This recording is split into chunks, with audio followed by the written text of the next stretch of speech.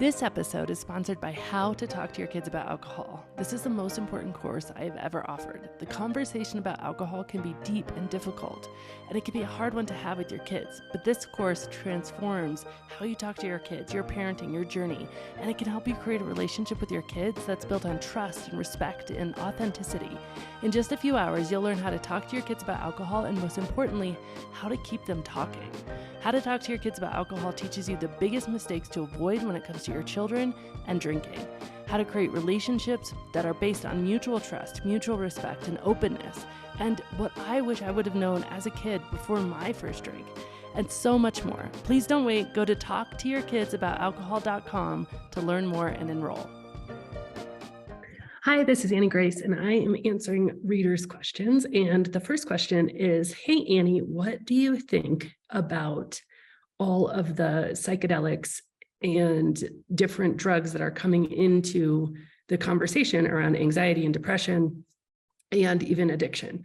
And I love this question so much. So my firm response to how I like to think about things, like the filters that I put things through, are twofold, right? Number one is my own experience, something that I've had personal experience with.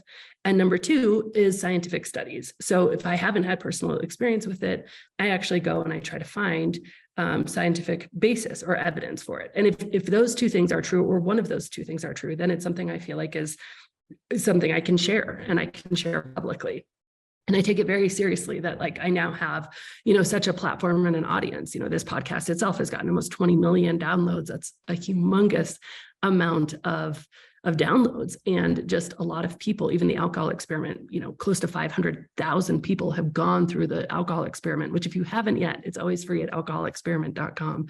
A great way to kind of just reset no matter where you are.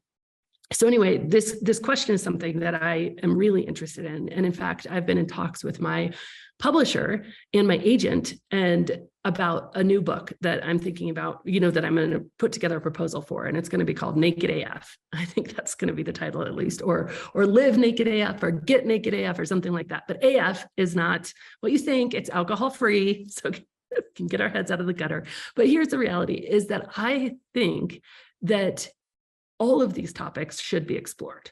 And this book is going to be intended to really be a guide to that first year of getting AF, right? Of what does that look like? How do we navigate those firsts? So many things come up with the first year, our first wedding, our first all-inclusive vacation, our first time we have sober sex, all of those firsts. And all of those things come up. And we need to navigate through and experience those things for the first time. But also there's questions that come up that, I haven't talked about in a really deep way yet, which is well, what about marijuana? Marijuana obviously is much, much safer. They still don't have, to my knowledge, a confirmed case of death to marijuana, but is it just switching one addiction for another? Is it physically safer, but are there all these other downsides? What about that conversation? That's a conversation I'm really interested in exploring in this book. And then, of course, the conversation that this reader is asking, what about all of these psychedelics? Now, I think that it is fascinating to me, and it's not really commonly well known. But from my understanding, I believe that the science has shown me, and let me find my source. All right, so according to my research, in 1909, there was a man, his name was Dr. Alexander Lambert, and he had said that he'd found this surefire cure for alcoholism, right? And he stated that the treatment was less than 5 days, and the therapy was this mixture of belladonna, which is a hallucinogenic, and a bunch of other things, okay? And he actually, this doctor, Dr. Lambert, was known as Theodore Roosevelt's personal physician. He was also a professor at Cornell Medical College and an expert on alcoholism. And so he said he got this recipe and from a man named Charles B. Towns, who claimed to have learned it from a country doctor. Anyway, Towns opened a substance abuse hospital in New York City at 293 Central Park West between 89th and 90th Street. And this is from the New York Times that I'm reading a lot of this stuff. So we'll include the link in the show notes. But basically, what happened was they started to treat people. And what's interesting about this is the most famous patient of this method was William Griffith Wilson. Okay, he's better known as Bill W. And he's the co-founder of AA, or Alcoholics Anonymous. So in the 30s, he was like, just had tried everything.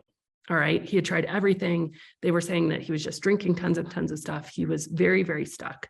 And he checked himself into this hospital. And the last time he drank was in this hospital when he was undergoing this treatment.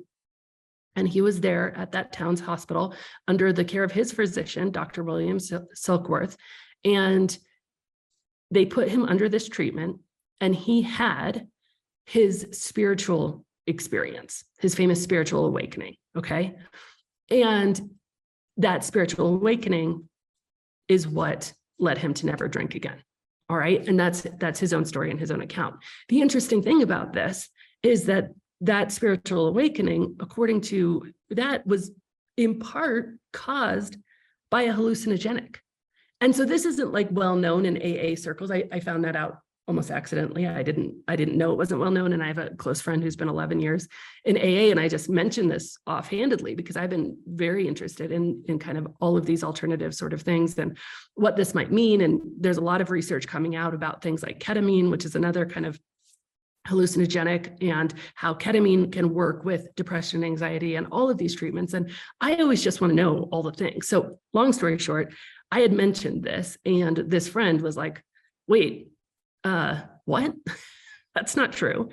And she, she didn't know this through AA. So it's not, I don't know if it's meant to be a secret, or if it's just something that people will think, well, okay, since we don't just have belladonna handy, we might as well try to, I don't know. I don't claim to know. I'm not going to make any sort of, give any sort of opinion there. But what I can say is that in my research, I find it fascinating that there could be, with the largest kind of sobriety movement in the world, AA, origin that came from hallucinogenics. So the first answer that I would give to this question is, how interesting is that? And now that we're starting to look at stuff, not just in this like, oh, drugs are bad, and these things are fine if they're legal drugs, and all of this convoluted sort of, paradigm that we've had around this. And we're starting to look at things substance by substance. Is this good? Is this useful? Can we study it? Can we see if it helps, right? Like we've pretty definitively shown that certain substances help with certain medical ailments and certain substances don't. And so we're starting to explore all these things because we've declassified these substances from illegal, and we're starting to classify them in a way that universities and researchers can start to dive into them. So I am wildly curious. I am a big believer that, we should find out. And I think that there could be amazing, progressive things that happen. One of the things that I understand in my research about how some of these medicines work, right, is that they actually take what's happening inside your brain. So if you think of your brain is made up obviously of the gray matter, but in addition to that, there are structures that are created in the brain that are physical proteins along which your most common thoughts fire. So if you consider it this way, you can imagine it like this. Imagine that there's wilderness, and that's the brain. The brain is just wilderness. And then you come into the world and you start to get indoctrinated, and you start to have these patterns of thoughts. It's kind of like constructing railroad tracks for different patterns of thoughts. Now, unfortunately, because the brain is created for survival and to avoid pain and to seek pleasure, a lot of those thoughts that we have in our society today are somewhat negative. And so you might have a railroad structure in your brain for the thought of, I can't figure this out, or I'm doing this wrong, or everybody else is better than me, or why am I so stupid? All of these things that maybe we were told as a child that we've internalized, but we have these railroad structures in the brain of the thoughts that we think most often.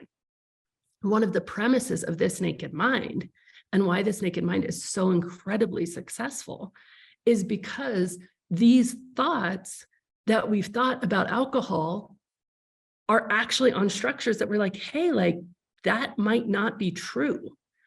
You say you drink to relax.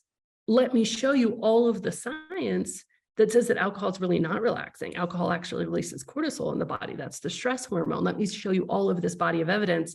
And by showing you this body of evidence, that railroad track you have in your brain that says, I need alcohol to relax, alcohol relaxes me, that you think, and you're running that train all the time, right? Because that's just common. 80 to 90% of the thoughts you thought yesterday, you're thinking again today. So that railroad track, all of a sudden I present you with this alternate evidence, and that track, you're like, I might want to start picking apart this track. This track is starting to lose integrity. I can't really run my thinking on that track anymore without, it's like the evidence is almost like weeds overgrowing that track and claiming that back to like natural ground. Because now, guess what? I pour you a glass of wine to relax. You have overwhelming evidence that alcohol actually doesn't relax you. It is hard for you to think that thought. That thought can no longer run along that track. That track has been overgrown by new information, okay? Now, this is a very long-winded explanation to explain to you how I understand these plant-based and hallucinogenic-based medicines to work.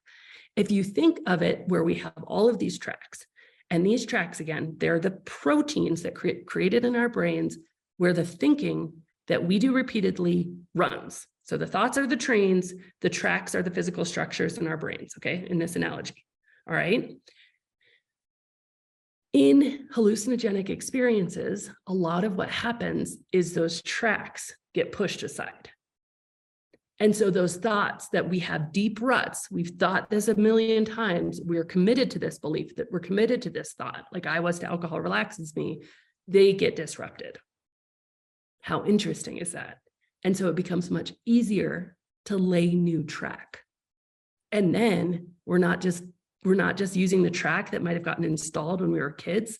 We're laying the track of the thoughts that we want to think and the things that we want to believe that serve us, that help us to feel better in our lives, that help us to behave better, to do what we want to do. We're laying that new track intentionally because we're adults now and we can choose. And so we can do that work without any other medicine. It just takes time and repetition. We have to learn new information. That new information kind of clears the way for a new track to be laid. Then we lay that track, we practice that new thought, right? But what I understand is that these hallucinogenic and plant-based medicines actually can deconstruct some of those tracks. How interesting is that? Another way that I've heard it described is if you imagine the ruts in your brain or the thoughts that you've thought repeatedly to be kind of like, if you ski, right? Like, so I ski, and if it's a powder day and you go up and it's sunny out, this is like terrible conditions. The powder starts to melt, it becomes icy. And then the first person to ski through that powder creates a rut, right? It creates like, a sequence of turns through that snow, and then it gets warm and then it freezes. And then now you have this like basically rut in the snow that's icy. And so if I'm trying to ski and I'm not skiing in that exact rut, it's hard. It's hard for me not, and I fall back into that rut. I will fall back into that rut. Moguls are actually just a great example of like ruts that other skis have created. So if you think of our brain, like we have a mogul field, we have thoughts and ruts that we have created over and over and over again over time. And if you think of how I understand, and my research has shown me that these hallucinogenics work, it's kind of like a fresh snowfall over those ruts, so that when you ski again, you're not falling back as easily into those old patterns of thought. Now, I think where this medicine falls down is doing it without what's called integration. And integration is really all about, okay, so now you have this snowfall. How do we set it up intentionally, therapeutically, so that you're creating the pathways in the snow, the pathways in your mind, the train tracks that you want, that are going to serve you well, that are going to give you the life that you really desire. And so the question is such a brilliant question for this day and age. The answer is, I'm wildly fascinated with all of this. And in keeping with my own premise of, I'm going to research it and or do it myself.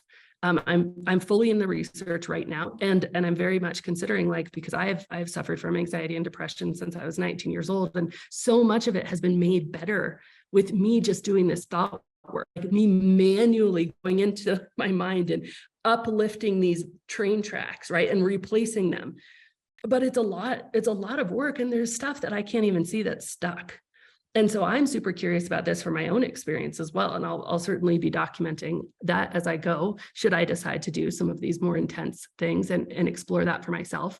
But I think that in general, it is wildly exciting to think about that new conversations could be opened up. And I think if we circle all the way back to the origin of the recovery sort of movement, it's very interesting that AA really originated from what we could say is a hallucinogenic experience. And so I think it's all very, very fascinating. And yeah, great question.